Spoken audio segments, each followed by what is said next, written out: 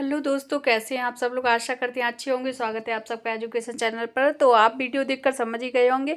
इस वीडियो के माध्यम से हम आगे के पाठ को पढ़ने जा रहे हैं, जो है राष्ट्रकूट वंश, जो है हमारा अध्याय 5, मध्य प्रदेश के प्रमुख राजवंश।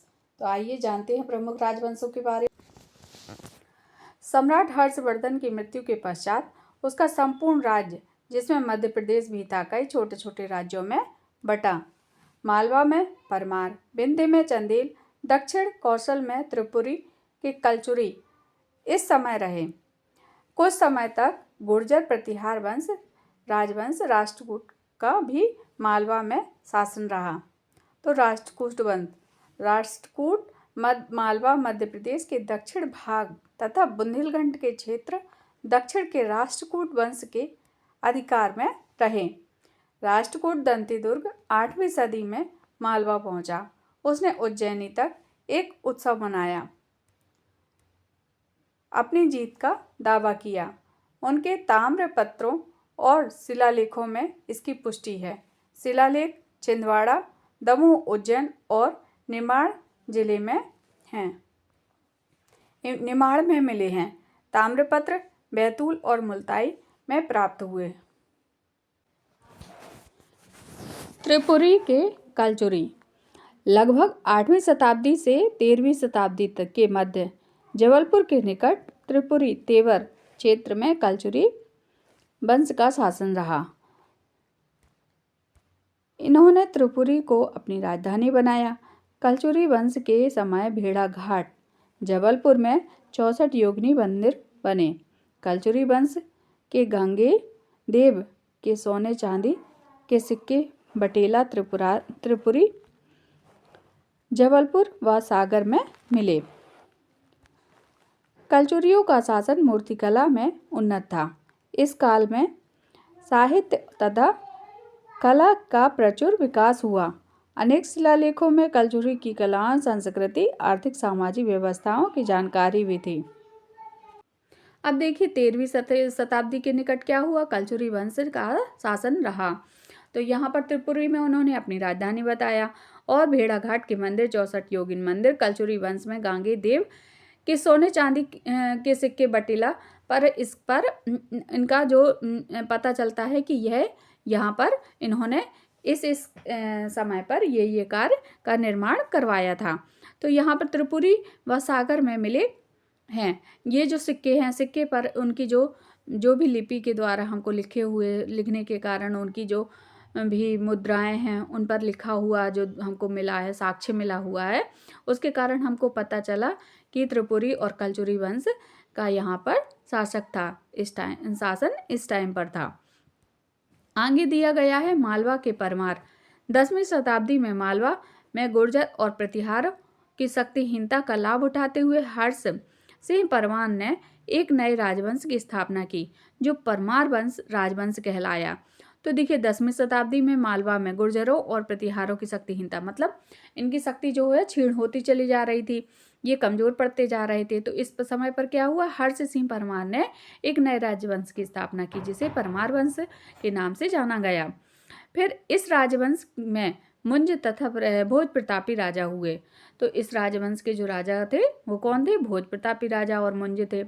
मुंज ने गुजरात, कर्नाटक, चोल, तमिल प्रदेश, केरल तक राज्यों पर विजय प्राप्त की। तो देखिए तमिल प्रदेशों में कौन था, कर्नाटक में चोल वंश और मुंज ने गुजरात में अपना शासन किया और केरल तक इसमें विजय प्राप्त की।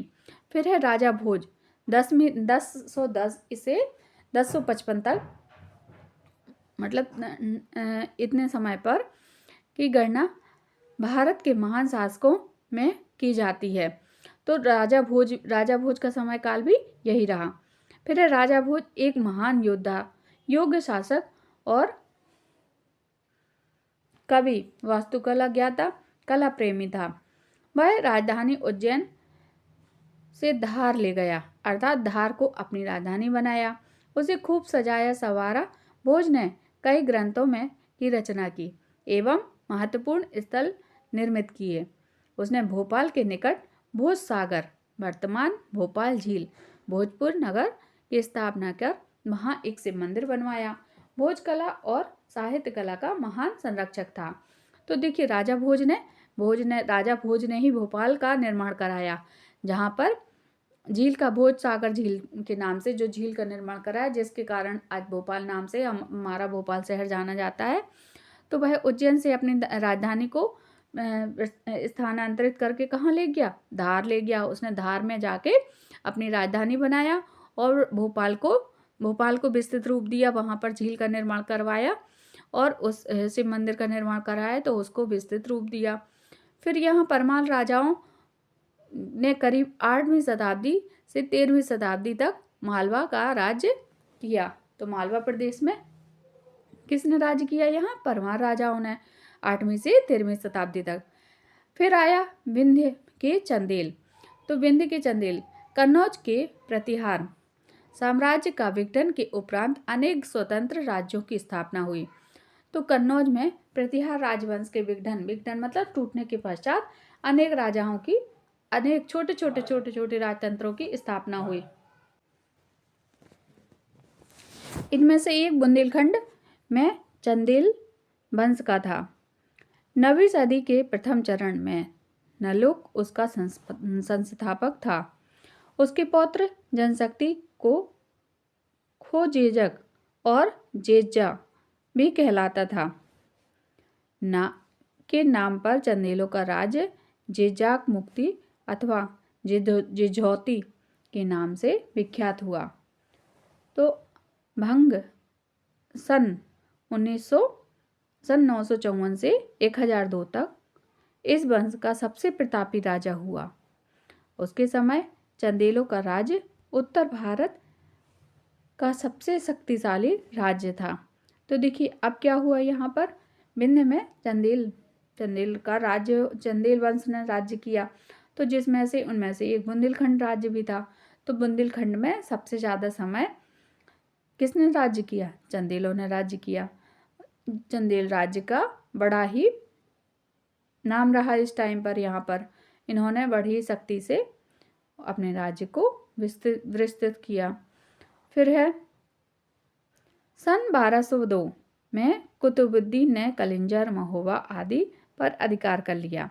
तो देखिए बुंदेलखंड का क्षेत्र, महोबा भी बुंदेलखंड के क्षेत्र में आता था, लेकिन सन 1212 में कुतुबुद्दीन ने कलिंजर, महोबा पर अपना अधिकार कर लिया।